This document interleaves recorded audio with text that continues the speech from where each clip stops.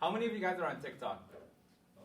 Oh, I see a few hands around the room. So TikTok popularity has a lot to do with the algorithm that they have set up. And although the format is only 1-minute videos, I find myself scrolling and scrolling, and by the time I check my watch, hours have passed.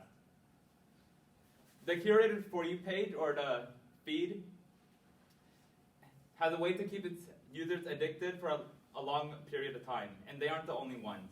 YouTube, Facebook, Instagram, they all use some algorithm to keep you on their site longer and keep you hooked.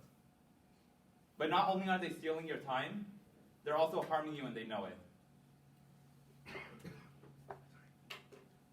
Frances Hoggins, a whistleblower and former employee at Facebook, testified to Senate that Facebook is sitting on research knowing that they're hurting you, but still continue to do so. A couple weeks ago, we asked you how much time you spend on your phone. Through the survey, we found that this class spends 5 hours on average. The average American only spends 4 hours. But the U.S. Department of Health and Human Services recommends only 2 hours of screen time per day. So you can see that we have a large problem here. Although we're up here talking about addiction from social media, we're not here to scold you. We ourselves spend a lot of our time on our devices. For example, just yesterday I spent 6 hours on my phone. But after researching some of the harmful effects of social media, we're prepared to try to convince you to change your habit to limit your time. You should mitigate your time on social media to reap the benefits of remaining unplugged. Today, I'll talk about social media addiction as a problem, steps to minimize its effects, and lastly, show you the expected results if you were to do so, and give you some resources to succeed. Social media usage among young people is rapidly increasing and may be causing detrimental effects to its users' health. Social media usage has been rising steadily over the past few years. There's been a considerable increase in daily social media use and usage of social and media sharing platforms. Some of the most popular social media platforms include Facebook, Snapchat, TikTok, Instagram, YouTube, and Reddit.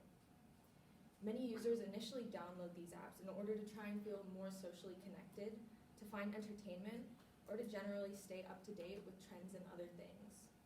Some people even turn to platforms like Twitter and Reddit to try and stay up to date with the news and other current events. According to a Statista survey published by S. Dixon, as of 2022, there's over 4.6 billion worldwide users of social media in comparison to 2.7 billion worldwide users in 2017. This means, as of right now, more than 1/2 of the entire world's population is actively on social media. This group is rapidly growing as more and more people consume media and engage with these platforms. With social media being used so widely, it's alarming how many people may be unaware of its addictive effects and how it might be affecting them and their quality of life. According to a 2022 survey from Civic Science, out of over 1,000 USA participants, nearly 50% of these participants responded that they personally felt addicted to social media or their devices. Through studies, it's been proven that excessive social media use has damaging effect on users' health. There have been clear links shown between social media use and anxiety and depression, especially in young adults. There have even been lawsuits filed against certain corporations for how their platforms and algorithms contributed to the suicides of multiple children. According to a scholarly article by ScienceDirect, a study with over 600 participants showed a very clear relationship between social media use and anxiety and depressive disorder. Another study predicted clear depressive symptoms as a result of social media use, specifically in teens aged 12 to 18 years. Spending too much time on social media can lead to a variety of other health issues. Alongside all the damaging mental health effects, there are physical issues that can arise from using social media too often. Studies show that looking down at your phone for too long can lead to long-term neck and back pain and strain, as well as poor posture, which can be very difficult to fix. Blue light that comes from our devices can damage your vision over time, and more importantly, can disrupt your sleep cycles. It's shown that those who spend more time on social media tend to get less sleep and lower quality of sleep than those who use less social media. As shown, it's also shown that increased social media use is linked to decreased likelihood of daily physical activity. These physical activities include things like sports and exercise. All in all, these factors altogether lead to a overall worse health and a lower quality of life. Many of the corporations that are responsible for operating these social media platforms are willing to cut corners and do anything they can to increase revenue, even if it's at the cost of the well-being of their users. Lots of private companies out there are well aware of just how harmful and addictive their apps are, but they'll do nothing to change it. An example of this is Meta's management of two very popular social media platforms, Instagram and Facebook. According to a recent article, Meta faced 8 different lawsuits due to them knowingly exploiting young people for profit. What this was in reference to was that Meta was aware that their platforms and algorithms were causing harm to their users' mental health, but they made no attempt to regulate this or mitigate the issue. Many social media users are not aware of just how exploitative these companies can be. It's dangerous to be using these platforms every single day without knowing just how poorly regulated they actually are. Many apps are actually specifically designed to be as addicting as possible. The companies don't care that their platforms cause such issues as addiction, as long as they're still getting people to stay hooked on their app. The more people that get addicted to their app, the more engagement these apps get, and in turn, the companies behind them keep turning more and more profit. As stated by a Beasley Allen attorney, Andy Birchfield, the defendants knew that their products and related services were dangerous to young and impressionable children and teens, yet they completely disregarded this information. They implemented sophisticated algorithms designed to encourage frequent access to the platforms and prolonged exposure to harmful content. Knowing this, we must try and be aware and educated as consumers. There's clear proof that the people that are behind these apps not only lack concern for your well-being, but actually strive to get as many people addicted as possible. They're profiting off of your time and attention. Next time you find yourself dedicating hours to scrolling through social media, you should ask yourself, who is really benefiting from this? Your time, mental health, and physical health are far too valuable to simply hand over to corporations that couldn't care less about you or any of their users. As a very famous and repeated quote says, if you are not paying for a product, you are the product. Now that we've gone over some of the many dangers of social media addiction, Andrew will take over and cover some of the ways that we can fix this problem, or at least begin to reduce its harmful effects. There are many ways to limit social media usage, whether it be on the phone or being completely unplugged. You can download an app or set up parental controls that limit app usage. There are also many apps that can help with limiting app usage and tracking how long you're on these apps. There are also many parental settings you can also set up to limit and track usage of apps. There are apps like Kids Guard, Stay Focused, and Off Time. These apps are used to track how long you're on these apps, block them at certain times of day, and limit just how long you're on them. There are also many parental settings you can also set up to limit and track usage of apps. There are apps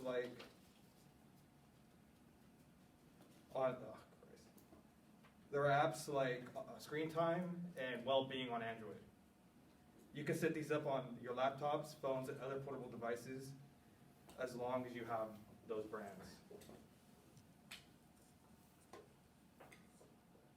Over time, as you slowly begin to limit yourself, you can begin to start deleting these apps and parental settings so that you can then limit your usage by yourself and eventually take breaks and then going completely unplugged for times that is needed. Taking breaks from social media usage could also help reconnect with loved ones, get better sleep, and experience new things in life or in nature. There are many things in nature to enjoy and many new places to explore. There are 63 national parks in the U.S. Nature Services, and nearly half of them are in California. There are also many trails to visit and parks to unplug nearby. In California alone, there are 33 registered parks, but there are also 8 main parks here. The main 8 include Redwood National Park, Lassen Volcanic Park, Death Valley, Sequoia, and King Canyon, and my personal favorite, Yosemite, to name a few. These are really great places to unplug for a few days. But if you want to stay local and live in the Fremont, Newark area, we also have many great trails around here too. These trails are in Coyote Hills, Dry Creek, Mission Peak, Vargas Plateau, Sierra Vista, and Saber Creek Trail, which is literally right down the street from the campus. These are all great places to be able to unplug for a few hours. It would also be a great idea to go with a partner or with a group of people to be safe, and if it's just your first time hiking these trails. It is also a great idea because it also promotes social interactions. Let's watch this video.